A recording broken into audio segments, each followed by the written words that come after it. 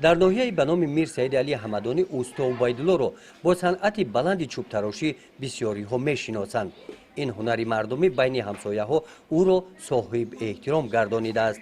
امکی عبیدالله انسانی نجیب، هنرمند، خیرخواه و همت بلند، دستانش گل است. قابلیت و استعدادش کس را به حیرت میگذارد. او از چوب چیزهای گوناگون میسازد. ساختن سازهای ملی، صدای آواز فارم موسیقی به آنها آفریدن نمونه از هنرهایش میباشند.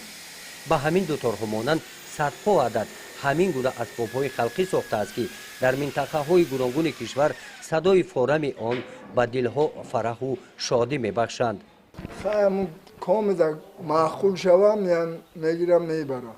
ای رگر و ای نید یک آدم ای چیومان ای نید عربستانه جای میگن همینجا اومان همینجا چیکار دومان که همینجا اومان ایمی دیتور اگر نه همونجا حتی دیتور نشون متا در تلویزیون همونجا هم دیتور خوشای اوما گو که هم دیتور معقوله من همینجا تبگیرم ببرم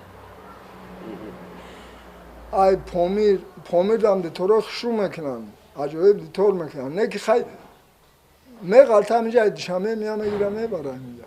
چوب تراشی این هنری مردمی برای اوستا عبیدالله میراثی است. این هنر به او از پدر مانده است. بابا و گذشتگان دورش هم چوب تراش بودند.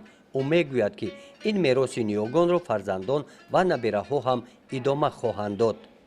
ایمو وقتش همین را ما میکنم همین کارا هنرهای مردمی نو برآمد نه که ای وقت چی میگم میکنم این همینجا این خیلی از سال ماندگی بود دیتار و قاشق کوله همین تری چیزا هم رد هم برآوردم میماندم میومد میگفتم میرفتم زنک بود نو زنک ای ازبکستان ای اویلم رفیده میکنم این تری برای نمپذی چی نیست آستینچه میکنم همه چیزا میکنم کرتای چکن مزالی با نواسش یا نواسک میده داره با امور کرتای چکن بخواه همه حواس داره همه حواس. در سالهای صاحب استقلالی توجه حکومت کشور به احیای هنرهای مردمی روحیه اوستا عبیدالله را بلند کرد.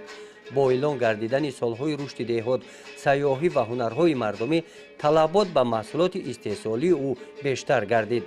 با پیشنهاد مقامات اجرایی حاکمیت دولتی ناحیه و دستگیری بخش کار با زنان و عائله او نزد استخوانش که در منزل استقامتیش واقع می باشد مغازه هنرهای مردمی را گشود.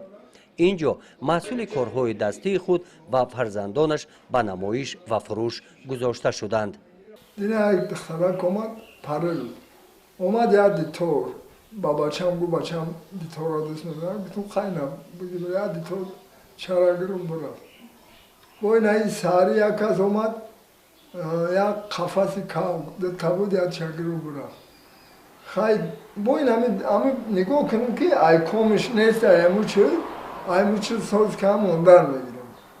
از صحبت با اوستا عبیدالله معین گردید که در پیش او نقشه های کلان دارد. مساحت زمین استخوانش را امسال وسیع کرد. با وصل تجهیزات های زمانوی استحصالی در این سمت از چوب استحصال دیگر محصولات های نیاز مردم را به راه ماند.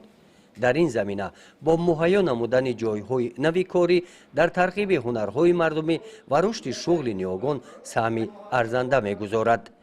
گزارش خواجه نظریف خدای نظر ظهوروف از ناحیه به نام میر سعید علی حمدانی برای برنامه اطلاعاتی نوید.